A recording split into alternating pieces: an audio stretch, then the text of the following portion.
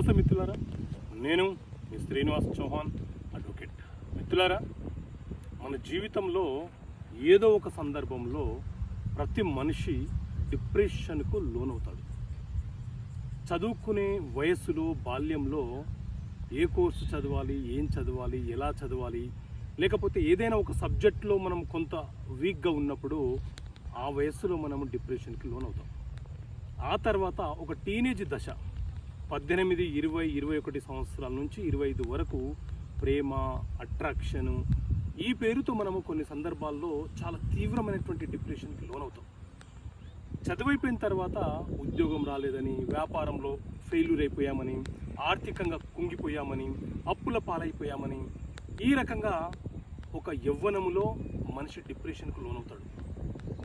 ఆ తర్వాత వివాహం చేసుకున్న తర్వాత సంసార జీవితంలో భార్య నుంచి భర్త, భర్త నుంచి భార్య, అనుకూలంగా లేకపోవడము, గొడవలు, ఇలా రకరకాల సమస్యలతో ప్రతి మనిషి డిప్రెషన్కి లోనవుతాడు, మానసికంగా కృంగిపోతాడు. సో ఈ కుంగుబాటుకు వచ్చినప్పుడు తనకు తానుగా ఏం చెయ్యాలో తెలియక, తనకు తానుగా ఎక్కడికి వెళ్ళాలో తోచని పరిస్థితులలో ఆత్మహత్య చేసుకోవాలన్న ఆలోచనకు వచ్చేస్తాడు. సో ఇలాంటి పరిస్థితి మీకు వస్తే మీరు చేయాల్సినవి రెండే రెండు. ఒకటి, మీరు ఏ ప్రదేశంలో, ఏ ప్రాంతంలో, ఏ ఇంట్లో అయితే ఉంటున్నారో ఆ ప్రాంతాన్ని, ఆ ప్రదేశాన్ని మార్చండి. ఎందుకంటే అప్పటికే మీ ఆలోచనలతో ఆ ప్రాంతం అంతా కూడా ఒక డిప్రెషన్తో, వెలుగులో కూడా అర్ధరాత్రిలో ఉన్నట్లు కనిపిస్తుంది. కాబట్టి ఆ ప్రదేశాన్ని మార్చండి. ఒకవేళ మీకు ఇంకా తీవ్రంగా డిప్రెషన్లో ఉన్నారు, కుంగుబాటులో ఉన్నారు, చనిపోయే ఆలోచనలో ఉంటే మీరు ఇమ్మీడియట్లీగా ఎక్కడైనా విహారయాత్రకి వెళ్ళిపోండి. అంటే బీచ్ లాంటి ప్రాంతాలకు, లేకపోతే టెంపుల్స్కో, లేకపోతే న్యాచురల్గా గ్రీన్ లొకేషన్స్ ఎక్కడైతే ఉన్నాయో అక్కడికి వెళ్ళిపోండి. ఒక 2 days మీరు అలా దూరం వెళ్ళి తిరిగి ఇంటికి వచ్చే వరకు మీరు మానసికమైనటువంటి కుంగుబాటు నుంచి బయటపడడానికి అవకాశం ఉంటుంది. ఇక రెండవది, కౌన్సిలింగ్ తీసుకునే ప్రయత్నం చేయండి.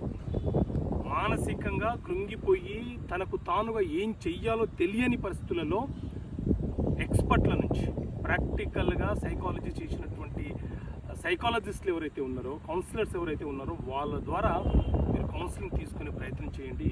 మీ సమస్య నుంచి బయటపడతారు. ఎందుకంటే డిప్రెషన్ అనేది ఎప్పుడు ఒకే లెవెల్లో మన మనస్సులో ఉండదు. దాని స్థాయి అప్స్ అండ్ డౌన్స్ అవుతూ ఉంటుంది.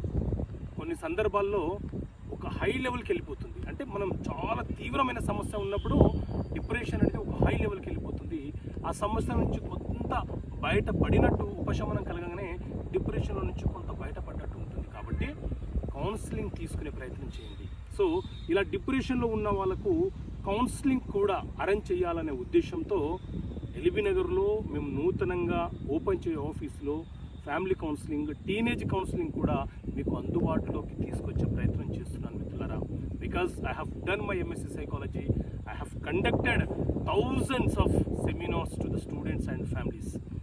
మానసికంగా కృంగిపోయిన వాళ్ళని కౌన్సిలింగ్ ఇచ్చి, ఒక స్నేహితుడిలా, ఒక అన్నలా, ఒక ఇంటి బంధువుగా మాట్లాడి వాళ్ళను ఆ సమస్య నుంచి బయటకు తేవడానికి ఎంతో ప్రయత్నం చేశాం.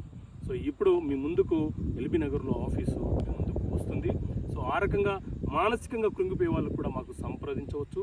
డిప్రెషన్ నుంచి బయటపడడానికి నా వంతుగా నేను మీకు సహకరిస్తాను.